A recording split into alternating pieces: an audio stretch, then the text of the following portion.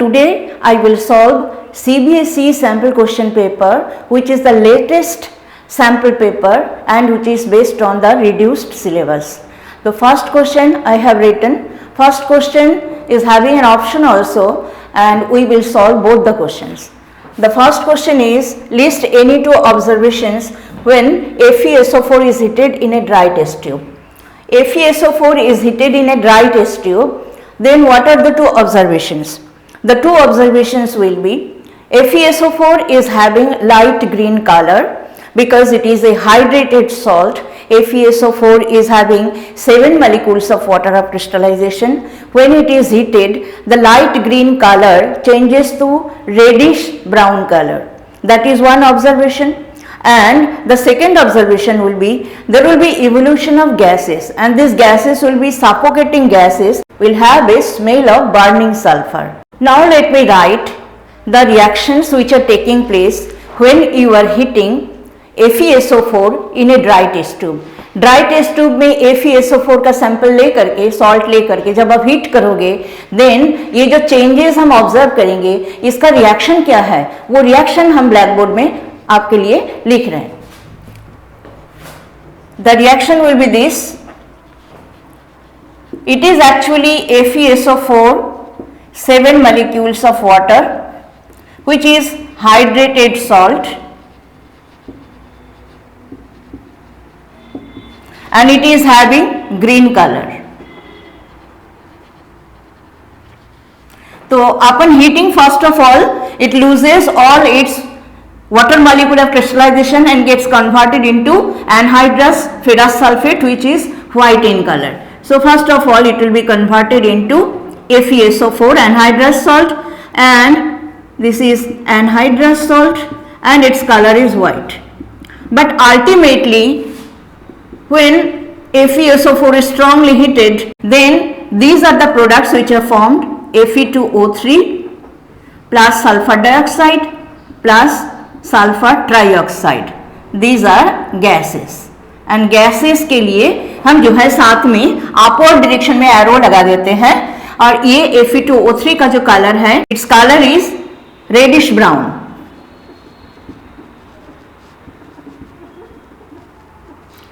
So this is number 1 observation. Balancing के लिए आप यहाँ पे 2 लगा दो. I think it is balance now. So this is number 1 observation. जो आपका फेरस सल्फेट सॉल्ट है, जो अपन हीटिंग जो है ग्रीन कलर से, ये पहले व्हाइट हो जाएगा, और ये जो व्हाइट कलर का सॉल्ट है वो अल्टीमेटली जो है रेडिश ब्राउन कलर का Fe2O3 में कन्वर्ट हो जाएगा. तो फर्स्ट ऑब्जर्वेशन हमने लिख लिया. तो फर्स्ट ऑब्जर्वेशन में हम लिखेंगे कि green color changes to reddish brown. This is first observation, and second observation will be evolution of suffocating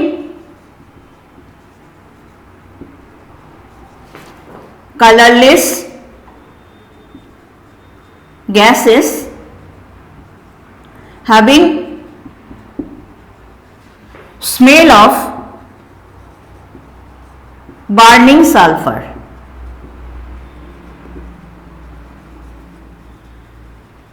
So these are the two observations which we will observe upon heating FeSO4, which is green in color, light green in color. Now the second option इसमें जो दिया है कि identify the products formed when 1 milliliter of dilute HCl acid is added to 1 gram of sodium metal. इसमें just reaction will take place between sodium metal and hydrochloric acid. That reaction you can write. So number 1 में जो option आपको दिया है, अगर आप ये solve करना चाहते हो, इसका आंसर करना चाहते हो, तो इसके लिए आपको लिखना है ये reaction, sodium plus HCl, products are NaCl plus H2. For balancing 2, then it is balanced. So this is hydrogen gas which will be released, and sodium chloride and hydrogen gas, they will be the products. So this is the answer of the other option which you can attempt while attempting question number 1. Question number 2. Question number 2 is write the chemical name and chemical formula of the salt used to remove permanent hardness of water.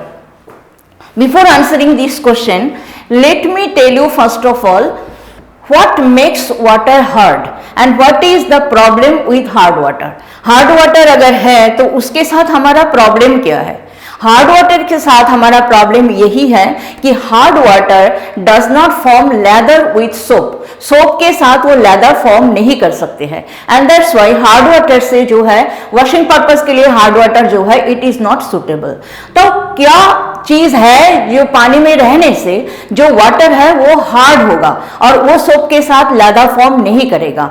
तो उसका answer ये है कि water में अगर calcium या तो magnesium salts present है then it makes water hard. Calcium या तो मैग्नीशियम सॉल्ट्स वाटर को हार्ड बनाता है दो तरीका से. एक तो है कैल्शियम मैग्नीशियम का बाइकार्बोनेट सॉल्ट अगर प्रेजेंट हो तो बाइकार्बोनेट सॉल्ट जो है वाटर को टेम्पोररीली हार्ड बनाता है और ये टेम्पोररी हार्ड वाटर को इजीली हम जो है सॉफ्ट वाटर में कन्वर्ट कर सकते हैं बाय जस्ट बॉइलिंग इट. अगर हम टेम्पोररी हार्ड वाटर जो कि calcium magnesium bicarbonate salt present होने की वजह से है उसको अगर सिंपली हम बॉईल कर दे तो कैल्शियम या मैग्नीशियम का जो बाइकार्बोनेट है वो कैल्शियम या मैग्नीशियम कार्बोनेट में कन्वर्ट हो जाएगा और उसका प्रेसिपिटेशन हो जाएगा. और प्रेसिपिटेशन होने से हम जो है वाटर को सिंपली फिल्टर कर लेने से वो वाटर हमारा सॉफ्ट वाटर हो जाएगा and that can be used for washing purpose. मतलब वाटर अगर एक बार सॉफ्ट हो गया है तो वो सोप के साथ आराम से जो है फॉर्म करेगा. तो ये बात है. लेकिन अगर वाटर जो है परमानेंटली भी हार्ड होता है तो परमानेंटली हार्ड अगर है तो उसमें किस टाइप का कैल्शियम मैग्नीशियम सॉल्ट्स प्रेजेंट होने से वाटर परमानेंटली हार्ड कहलाएगा?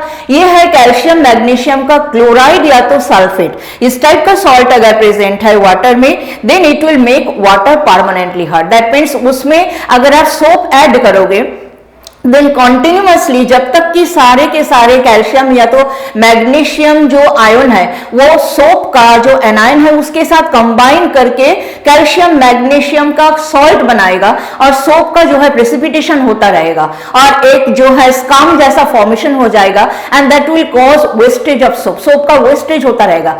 ये चलेगा तब तक जब तक कि सारे के सारे कैल्शियम मैग्नीशियम आयन जो है इस तरह से प्रेसिपिटेट आउट नहीं हो जाता है. उसके बाद जो है वाटर सॉफ्ट वाटर हो जाएगा. तो इसमें क्या है? सोप का वेस्टेज है.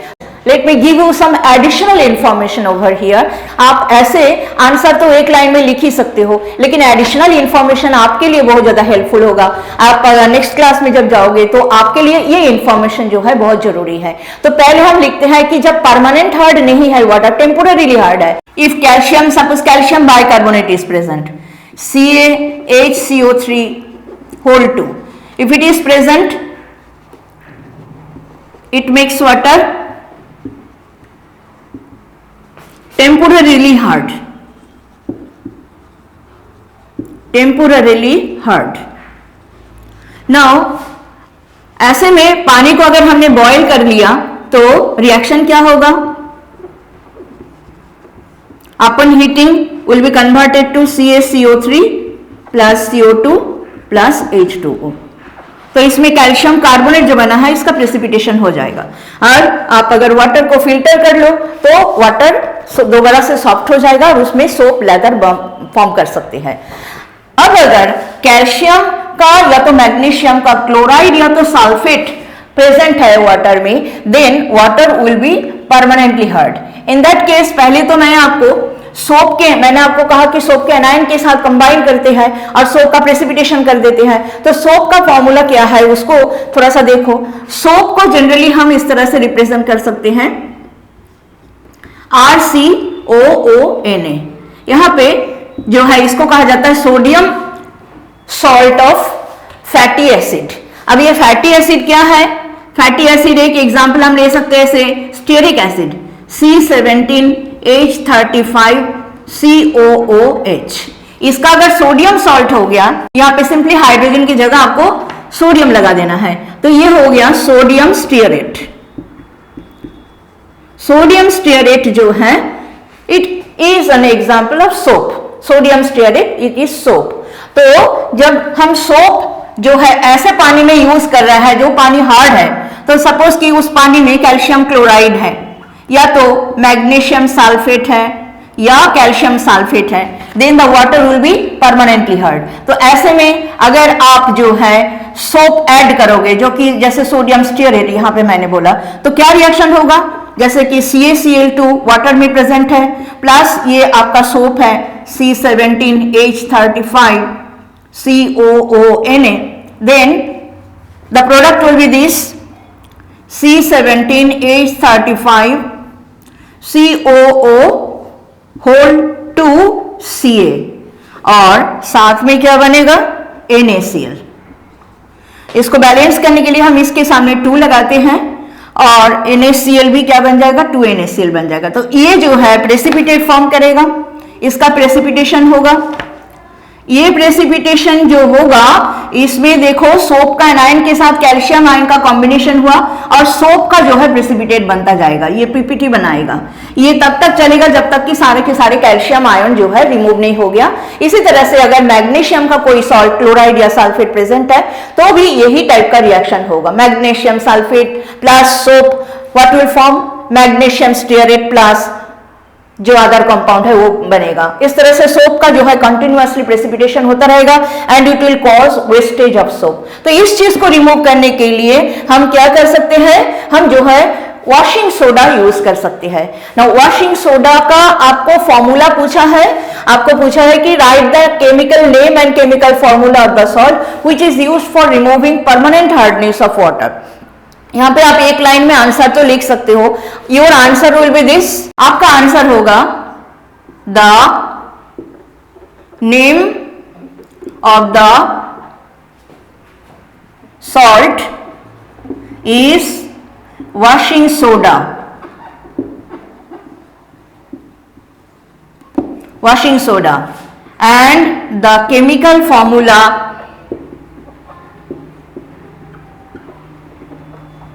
is Na2CO3 dot 10 molecules of water। इसका नाम होगा sodium carbonate decahydrate, sodium carbonate decahydrate इसका नाम है। तो ये जो वॉशिंग सोडा है, वॉशिंग सोडा अगर आप वाटर में ऐड करोगे then what reaction will take place so that the permanent hardness will be gone, the reaction which will take place that is an additional information. आप तो simply ये लिखने से आपका 1 नंबर का आंसर हो गया, बट ये आपका एडिशनल इंफॉर्मेशन है। वो ये है कि जब आप वाटर जो कि हार्ड है उसमें वॉशिंग सोडा ऐड कर रहे हो जो कि सोडियम कार्बोनेट है, तो रिएक्शन क्या होगा, सपोज कि calcium chloride is present in the water which is making water permanently hard, and इसके साथ जैसे आप वॉशिंग सोडा ऐड करोगे तो सोडियम कार्बोनेट के साथ इसका रिएक्शन होगा and what will form CaCO3 plus NaCl, ये बनेगा। तो बैलेंसिंग इस तरह से हो जाता है, CaCO3 2NaCl हो जाएगा। तो देखो यहाँ पे कैल्शियम जो है, जो कैल्शियम क्लोराइड सॉल्ट वाटर में प्रेजेंट रह करके वाटर को हार्ड बना रहा था, वो कैल्शियम कार्बोनेट बन गया अभी और उसका प्रेसिपिटेशन हो गया है। तो इस तरह से जो है प्रेसिपिटेट को अगर हमने रिमूव कर दिया बाय फिल्ट्रेशन तो वाटर दोबारा से क्या हो जाएगा, सॉफ्ट वाटर हो जाएगा and that can be used for the washing purpose. So this is the whole thing, this information is additional information. ये आपको एडिशनल रिएक्शन आपको पूछा नहीं है, फिर भी मैंने आपको बता दिया। आपको सिंपली सॉल्ट का नाम लिखना था और उसका केमिकल फॉर्मूला लिख देना था, but then I have given you the reaction also so that you get the full knowledge. Now this is the third question. Third question says which of the following is not observed in a homologous series, give reason for your choice. तो पहले तो हम जाने what is meant by a homologous series. Homologous series बोलने से हम क्या समझते हैं? होमोलोगस सीरीज मीन्स फैमिली और मेंबर्स ऑफ ए ग्रुप, ये लिखा हुआ है फैमिली और ग्रुप। एक फैमिली या तो group of structurally similar organic compound जिनका जो स्ट्रक्चर है वो स्ट्रक्चर सेम है, all the members of which contain the same functional group, सबका फंक्शनल ग्रुप जो है सेम होगा। they will show a regular gradation in their physical properties. Physical properties में रेगुलर ग्रेडेशन का मतलब क्या है? जैसे आप ग्रुप में ऊपर से नीचे जा रहे हो तो बॉइलिंग पॉइंट जो है ग्रेजुअली इंक्रीज कर जाएगा, या मेल्टिंग पॉइंट ग्रेजुअली इंक्रीज कर जाएगा, या डेंसिटी या सॉल्युबिलिटी, ये जो है फिजिकल प्रॉपर्टीज कहलाते हैं। तो जब आप ग्रुप में ऊपर से नीचे जाओगे तो there will be regular gradation, या तो इंक्रीज करेगा, ग्रेजुअली इंक्रीज करेगा, या डिक्रीज करेगा, कुछ करेगा। तो एक रेगुलर ग्रेडेशन हम देखेंगे ग्रुप में जब हम ऊपर से नीचे जाएंगे। And they will have similar chemical properties. Why they will have similar chemical properties? Because you understand, if the functional group is same then they will have the similar chemical properties, and two successive members will differ by a CH2 group. दो successive member में जो difference है वो एक CH2 group का है। That means what is the molecular mass difference? आपको पता है कि कार्बन का एटॉमिक मास 12 है और दो हाइड्रोजन मतलब 2 और, तो 2 मोर ऐड कर दो तो 14 U का डिफरेंस होगा मोलिकुलर मास में दो सक्सेसिव मेंबर्स के बीच में। तो यही जो सीरीज है, इस तरह से जो सीरीज है इसी को हम बोलते हैं होमोलोगस सीरीज। तो होमोलोगस सीरीज बहुत सारे हो सकता है ऑर्गेनिक कंपाउंड्स में, जैसे कि सैचुरेटेड हाइड्रोकार्बन में, अनसैचुरेटेड हाइड्रोकार्बन में, या तो कोई और क्लास ऑफ ऑर्गेनिक कंपाउंड्स में, जैसे अल्कोहल हो गया, एल्डिहाइड हो गया, कीटोन हो गया, एसिड हो गया, कोई भी टाइप का जो कंपाउंड है उनमें इस तरह से जो है हम देखते हैं कि होमोलोगस सीरीज बनते हैं। एंड जो मेंबर्स है होमोलोगस सीरीज के उनको जो है एक दूसरे का होमोलॉग कहा जाता है। And the homologous series definitely will have a general formula to represent the series. जैसे कि एल्केन का जो सीरीज है, methane, ethane, propane, butane, pentane, hexane, heptane, octane, nonane, decane, ये जो आगे और बोलते जाओ आगे और आएगा। तो ये जो सीरीज है होमोलोगस सीरीज है, इसका एक जनरल फार्मूला है। What is the general formula? CnH2n+2। तो इसमें n की वैल्यू 1 पुट करो आएगा मीथेन, n की वैल्यू 2 पुट करो इथेन, n की वैल्यू 3 पुट करो प्रोपेन, इस तरह से चलता जाएगा।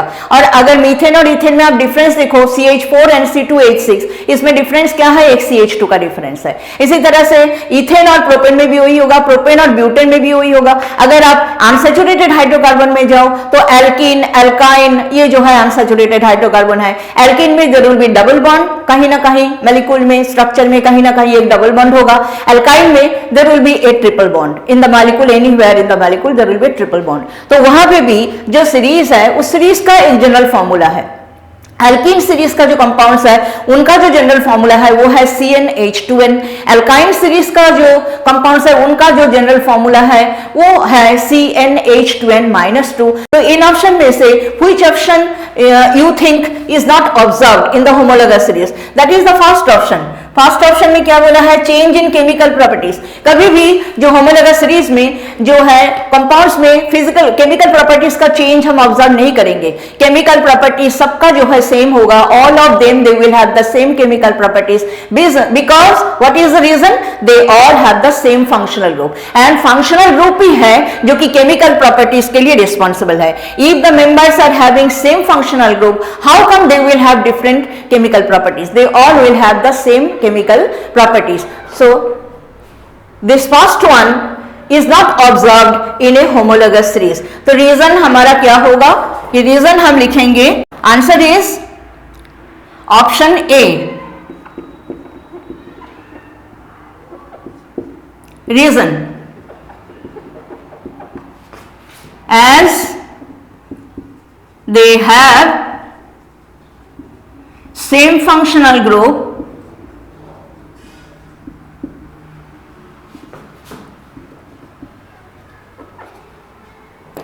so they will have similar chemical properties। सो ये जो ऑप्शन है चेंज इन केमिकल प्रॉपर्टीज, ये गलत है। Let's solve question number 4 now students. Question number 4 is assertion reason type of question.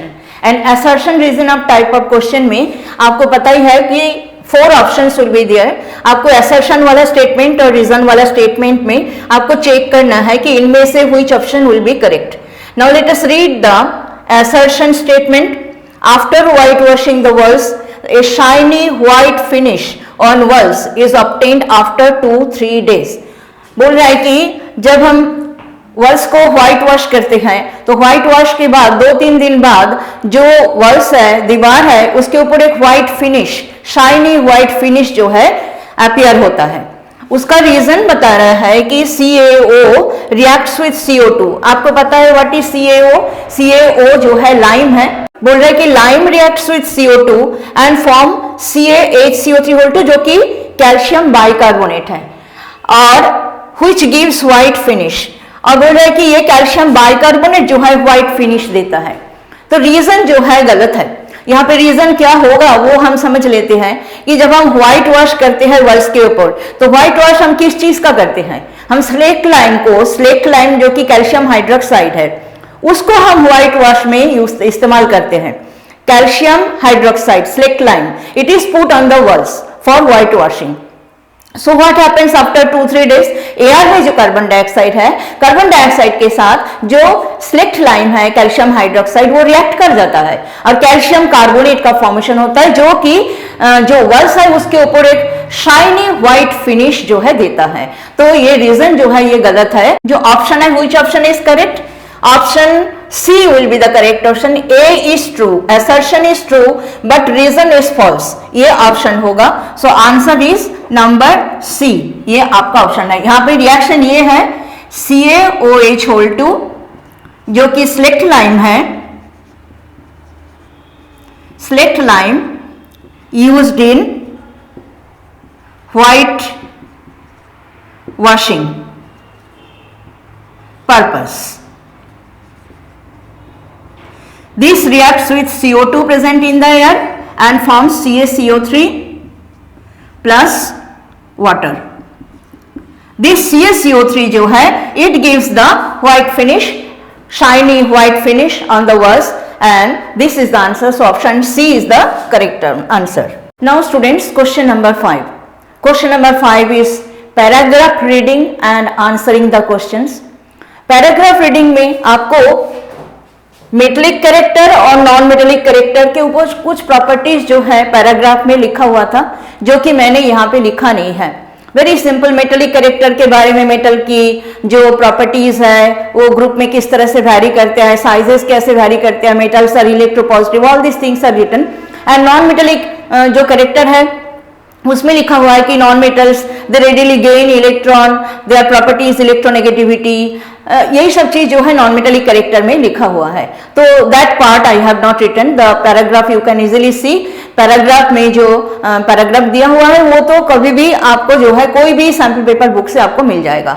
मैंने क्वेश्चंस लिखा है और क्वेश्चंस को आपको रीजन के साथ सॉल्यूशन दूंगी। तो ये ग्राफ आप नोटिस करो, ये ग्राफ में radius versus atomic number alkali metals का और हैलोजेन्स का ये जो है ग्राफ में दिखाया गया है। एल्काली मेटल्स क्या है? एल्काली मेटल्स लिख देते हैं। एल्काली मेटल्स किनको कहा जाता है? ग्रुप 1 के जो periodic table, modern periodic table में जो ग्रुप 1 के एलिमेंट्स हैं उनको कहा जाता है alkali metals. These are alkali metals. And what are they? They are lithium, sodium, potassium, rubidium, cesium and francium. These are the elements जिनको जो है अल्काली मेटल कहा जाता है। तो ये अल्काली मेटल का ग्रुप है और ये हैलोजेन्स के ग्रुप है। फ्लोरीन, क्लोरीन, ब्रोमीन, आयोडीन, इसके नीचे एस्टेटाइन है, जरूरत नहीं है। तो ये जो एलिमेंट्स है फ्लोरीन, क्लोरीन, ब्रोमीन, आयोडीन, ये ग्रुप 17 में है, इनको हैलोजेन्स कहा जाता है। हैलोजेन्स कहा जाता है, ये ग्रुप 17 के एलिमेंट्स है। तो इसके बाद देखो, आपको यहाँ पे प्लॉट जो देख रहे हो आप, radius versus atomic number graph plot हुआ है। तो लिथियम से लेकर के what you can see the atomic radius जो कि पिकोमीटर में है वो ग्रेजुअली इंक्रीज हो रहा है जैसे हम लिथियम से लेकर के सीजियम तक जा रहा है। दैट मीन्स ग्रुप में जैसे हम ऊपर से नीचे आ रहा है तो atomic radius is gradually increasing. Now first question जो हमें बोला है कि which of the following correctly represents the decreasing order of metallic character of the alkali metals plotted in the graph. ये जो अल्काली मेटल जिनको ग्राफ में दिखाया गया है, इनका मेटेलिक कैरेक्टर का जो ऑर्डर है वो डिक्रीजिंग ऑर्डर, ये इनमें से कौन सा करेक्ट है ये आपको बताना है। तो ऑर्डर तो हम देख सकते हैं, यहाँ पे जो करेक्ट वाला है वो हमें लेना है। अब देखो atomic radius is gradually increasing as we were going down the group. Atomic radius is gradually increasing. Now what will happen to the metallic character? हमें पता है कि रेडियस के साथ मेटेलिक कैरेक्टर बहुत ही ज्यादा जो है कनेक्टेड है, बिकॉज जैसे जैसे रेडियस ऊपर से नीचे जाओगे आप, रेडियस इंक्रीज होता जाएगा, तो जो मेटेलिक कैरेक्टर है वो एक्चुअली कौन सा कैरेक्टर है? इलेक्ट्रोपॉजिटिविटी। मेटल का कैरेक्टर है इलेक्ट्रॉन रेडिली लूज करना और पॉजिटिव आयन बनाना। सो इसीलिए इस कैरेक्टर को हम कहते हैं electropositivity. Metals are electropositive in nature. So ये जो इलेक्ट्रोपॉजिटिविटी है, ये इलेक्ट्रोपॉजिटिविटी फिर रेडियस के साथ किस तरह से रिलेटेड है? इलेक्ट्रोपॉजिटिविटी रेडियस के साथ इस तरह से रिलेटेड है, जैसे जैसे साइज बड़ा होता जाएगा, जो लास्ट शेल में इलेक्ट्रॉन है जो कि लूज करके मेटल कैटायन में कन्वर्ट हो जाएगा, उसका डिस्टेंस जैसे जैसे बढ़ता जाएगा उसका रिमूवल उतना आसान होगा। Less and less amount of energy will be required for removing the electron which is present in the outermost shell and the metal can be easily converted into the positive ion by losing that electron. That means जो ionisation enthalpy यहां पे चाहिए, energy जो कि चाहिए for removing the electron from the outermost shell, that will be lesser and lesser as you go down the group. जैसे आप group में ऊपर से नीचे जाओगे, साइज के इंक्रीज के साथ साथ डिस्टेंस बढ़ता जाएगा, force of attraction between the nucleus and the outermost shell electron that will gradually decrease, and so जो आयनाइजेशन एनर्जी है उसको आयन में कन्वर्ट करने के लिए, इलेक्ट्रॉन को रिमूव करने के लिए जो एनर्जी देना पड़ेगा वो ग्रेजुअली डिक्रीज होता जाएगा। So that's how we can say as we go down the group radius increases. So with the increase in the radius, what is happening? Electropositivity is gradually increasing, and so metallic character also will gradually increase from lithium to cesium. lithium से लेकर के gradually जो है electropositivity, that means metallic character will gradually increase in this order. So इसमें से कौन सा order हमारा correct है? Order हमारा correct है option C. Cesium greater than rubidium, greater than potassium, greater than sodium, greater than lithium. Now students, the third part of this question, paragraph reading का जो क्वेश्चन हम सॉल्व कर रहे हैं उसमें थर्ड पार्ट में हम पहुंच गए। थर्ड पार्ट में ये कह रहे हैं कि hydrogen is placed along with alkali metals in the modern periodic table though it shows non-metallic character। Hydrogen को अल्काली मेटल्स के साथ ग्रुप 1 में रखा गया है, जबकि ये एक नॉन मेटल है, नॉन मेटेलिक कैरेक्टर शो करते हैं। Hydrogen is a gas and hydrogen is a non metal, all of us we know that. लेकिन फिर भी ग्रुप 1 में अल्काली मेटल्स के साथ हाइड्रोजन को क्यों रखा गया है? उसके लिए आपको 4 ऑप्शन दिए गए हैं। ये 4 ऑप्शन में से आपको चूज करना है which option is correct.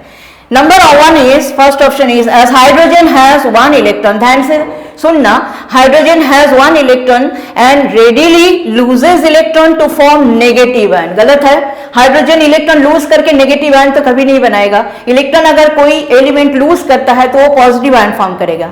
So this option is wrong, so it is not correct. We come to the next option. As hydrogen can easily lose electron like alkali metals to form positive ion, this is the correct answer। Hydrogen alkali metals के साथ group 1 में इसलिए है क्योंकि hydrogen का भी outer most shell, जो एक ही शेल है हाइड्रोजन का, उसमें एक इलेक्ट्रॉन है। एंड लिथियम से लेकर के नीचे आप सारे ग्रुप मेंबर्स के देखो, all of them though alkali metals, lithium, sodium, potassium, rubidium, सीडियम etcetera, all of them they are having 1 electron in their outermost shell। So as their outermost shell has got only 1 electron, they have the tendency to readily lose this electron and form the positive ion, any positive ion। एक single positive charge आएगा, एक electron lose करके ये जो है nearest noble gas configuration ले लेते हैं। हाइड्रोजन भी इस ग्रुप में इसलिए है, इसलिए रखा गया है because although it is a non metal, फिर भी अल्काली मेटल्स के साथ इसको ग्रुप 1 में इसलिए रखा गया है because hydrogen also has got 1 electron and it has got only 1 shell and it can readily lose this electron to form H+ ion. तो अल्काली मेटल्स की तरह ये भी एक सिंगल इलेक्ट्रॉन इजीली लूज करके पॉजिटिव आयन में convert हो सकता है। That is why hydrogen is kept along with the alkali metals in group 1 although it is a non metal। बाकी ऑप्शंस भी देख लेते हैं। So this option is correct, हमने देख लिया। बाकी ऑप्शन में बोला है कि as hydrogen can gain 1 electron easily like halogens to form negative ion. वो तो हैलोजेंस के साथ भी इसकी प्रॉपर्टीज की सिमिलरिटी है, पर यहाँ पे तो हैलोजेंस के साथ उसको रखा गया है ऐसा तो नहीं बोला गया है। आपको बोला है कि hydrogen is kept with alkali metals, group 1 में अल्काली मेटल्स के साथ उसको रखा गया है, उसका प्रॉपर्टी है ये सिमिलर हैलोजेंस की तरह। ये भी एक इलेक्ट्रॉन गेन करके जो जैसे हैलोजेंस हैलाइड आयन बनाते हैं, ये भी हाइड्राइड आयन बनाती है, H- आयन बनाती है, पर ये तो हैलोजेंस के साथ रखा गया ऐसा तो नहीं है। यहाँ पे जो क्वेश्चन है हमारा उसमें ये पूछा गया है कि उसको एल्काली मेटल्स के साथ क्यों रखा गया है जबकि ये एक नॉन मेटल है, तो उसके लिए आंसर हमारा बी ही है करेक्ट आंसर। ये हैलोजेंस के साथ इसकी सिमिलरिटी है लेकिन ये आंसर करेक्ट नहीं है। नेगेटिव आयन फॉर्म नहीं कर रहा है हाइड्रोजन, यहाँ पे पॉजिटिव आयन फॉर्म कर रहा है जब वो एल्काली मेटल के साथ सिमिलरिटी दिखा रहा है अपना प्रॉपर्टीज में। उसके बाद फोर्थ ऑप्शन है as hydrogen shows the properties of non metals, तो नॉन मेटल्स के जैसा प्रॉपर्टी दिखाता है बोल के उसको अल्काली मेटल के साथ रखा गया, ये भी ऑप्शन गलत है। सो this is also not correct, ये दोनों ऑप्शन भी गलत है। आपका ऑप्शन जो करेक्ट है वो है ऑप्शन बी। उसके बाद quickly come to third part of the question, which has higher electronegativity. What is electronegativity? Electronegativity is the tendency of an atom of the element to attract the shared pair of electrons towards itself. अब जिसका size जितना छोटा होगा उसका जो है electron attracting tendency उतना ज्यादा होगा। और जो फ्लोरीन है, सारे हैलोजेंस के जो मेंबर्स है, हैलोजन ग्रुप में जो भी मेंबर्स है हैलोजन ग्रुप में फ्लोरीन, क्लोरीन, ब्रोमीन, आयोडीन, ये सारे जो है पूरे पीरियोडिक टेबल में सबसे ज्यादा इलेक्ट्रोनेगेटिव है, पर उनमें से भी फ्लोरीन का इलेक्ट्रोनेगेटिविटी सबसे ज्यादा है because fluorine is the first member of the group having the smallest size and has got very strong affinity, very strong capacity to attract the shared pair of electrons when it is present in a covalent molecule. Bonded state में जब है तब वो shared pair of electrons को अपनी तरफ बहुत strongly attract कर सकती है। So फ्लोरीन को पाउडिंग स्केल में सबसे हाईएस्ट इलेक्ट्रोनेगेटिविटी वैल्यू असाइन किया गया है जो कि 4 है, तो फ्लोरीन यहाँ पे आंसर होगा, option A is the correct answer. Students now it is the fourth part of fifth question, paragraph reading question जो हमारा है, जो हम सॉल्व कर रहे हैं उसका फोर्थ पार्ट है। Identify the reason for the gradual change in electronegativity in halogens down the group. Down the group electronegativity का जो चेंज है हैलोजेंस में, जैसे आप फ्लोरीन से लेकर के आयोडीन तक आ रहे हो, तो जो चेंज है इलेक्ट्रोनेगेटिविटी का डाउन द ग्रुप, उसके ऊपर आपको कुछ ऑप्शंस दिए हैं, इनमें से आपको करेक्ट ऑप्शन चूज करना है। तो आपको बोल रहा है कि इलेक्ट्रोनेगेटिविटी, ये मैंने शॉर्टली लिखा है, इलेक्ट्रोनेगेटिविटी को मैंने E.N लिख दिया सारी स्टेटमेंट्स में। Electronegativity increases down the group due to decrease in atomic size. This is a totally wrong statement. Electronegativity down the group increase नहीं करते हैं, तो इलेक्ट्रोनेगेटिविटी डाउन द ग्रुप जो है इंक्रीज नहीं करते, तो इंक्रीज वाला जो स्टेटमेंट्स है वो तो हम पहले कट मार्क कर देते हैं because electronegativity down the group, जैसे हम ऊपर से फ्लोरीन से लेकर के आयोडीन तक आएंगे तो एटॉमिक साइज जो है, atomic size it is increasing and electronegativity जो है down the group it will decrease. Electronegativity down the group decrease क्यों करेगा? बिकॉज जैसे जैसे आप ग्रुप में ऊपर से नीचे आ रहे हो फ्लोरीन से लेकर के आयोडीन तक, the size is gradually increasing and size increase होने के साथ साथ जो इलेक्ट्रॉन गेनिंग टेंडेंसी है वो इलेक्ट्रॉन गेनिंग टेंडेंसी क्या होगा, ये ग्रेजुअली डिक्रीज करता जाएगा बिकॉज न्यूक्लियस का अट्रैक्शन एक्स्ट्रा इलेक्ट्रॉन के लिए वो ग्रेजुअली डिक्रीज करता जाएगा बिकॉज साइज जैसे जैसे बड़ा होता जाएगा तो न्यूक्लियस का होल्ड जो है इलेक्ट्रॉन्स के ऊपर वो ग्रेजुअली कम होता जाएगा और न्यूक्लियस का अट्रैक्शन फॉर एक्स्ट्रा इलेक्ट्रॉन वो भी ग्रेजुअली डिक्रीज होता जाएगा। तो fluorine is the most electronegative one और उसके बाद क्लोरीन, ब्रोमीन, आयोडीन में ग्रेजुअली इलेक्ट्रोनेगेटिविटी डिक्रीज कर जाता है। तो आंसर में हमें डिक्रीज में ही जाना पड़ेगा, इलेक्ट्रोनेगेटिविटी ग्रेजुअली डिक्रीजेस जब आप ऊपर से नीचे आ रहे हो। तो इंक्रीज वाला जो स्टेटमेंट है उसको तो पहले हम कट मार्क दे देते हैं, तो एक तो इंक्रीज वाला स्टेटमेंट नंबर 1 है, ये हम कट कर देते हैं। दूसरा इंक्रीज वाला स्टेटमेंट है नंबर डी, ये भी हम कट कर देते हैं। सो दो स्टेटमेंट्स हमारा है जिसमें इलेक्ट्रोनेगेटिविटी डिक्रीज बोला है, तो ये दोनों में हमें डिसाइड करना है। ए और डी तो हमने पहले कैंसिल कर दिया। बी में देखो क्या बोला है, electronegativity decreases down the group due to decrease in the tendency to lose electron, ये गलत है। Decrease in the tendency to lose electron नहीं होगा। जो आपका सी वाला स्टेटमेंट है उसमें जो बोला है electronegativity decreases down the group due to increase in the atomic radius and tendency to gain electron decreases, this is the right statement.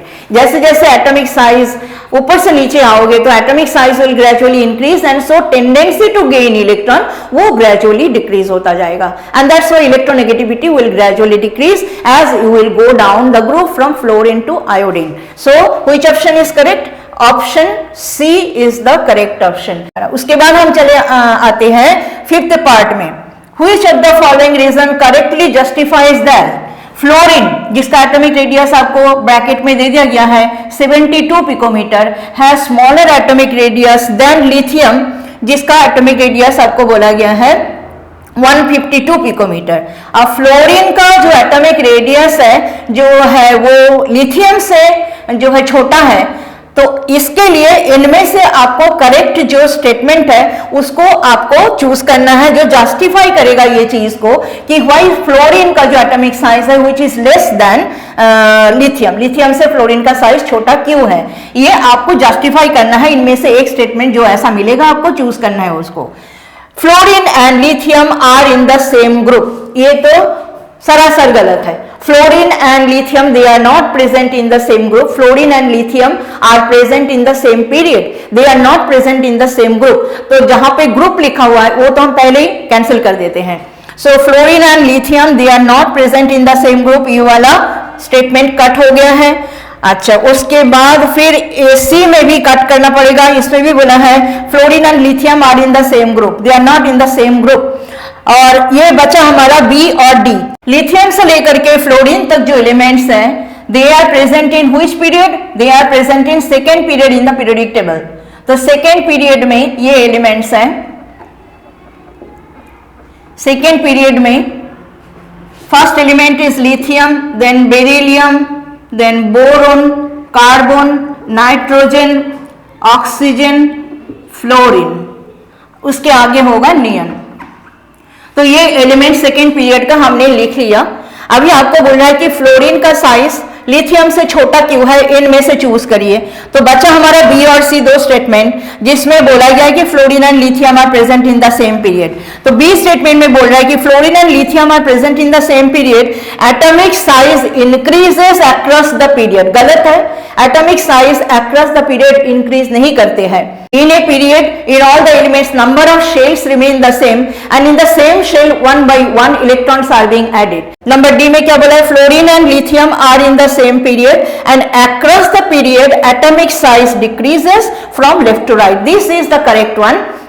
हमें पता है कि अक्रॉस द पीरियड जैसे हम लेफ्ट टू राइट चलते हैं तो number of shell remains the same, और उसी शेल में एक एक करके इलेक्ट्रॉन का जो है एडिशन होता जाता है, और न्यूक्लियर चार्ज भी साथ में इंक्रीज करते हैं। तो न्यूक्लियर चार्ज के इंक्रीज की वजह से क्या होता है, न्यूक्लियर जो शेल्स है उनको बहुत स्ट्रांगली अट्रैक्ट करता है, इलेक्ट्रॉन्स को स्ट्रांगली अट्रैक्ट करता है, जिसकी वजह से शेल्स जो है कॉन्ट्रैक्ट हो जाते हैं, and so ultimately there is a decrease in the size. So यही कारण है और यही ऑप्शन हमारा करेक्ट होगा, ऑप्शन नंबर डी।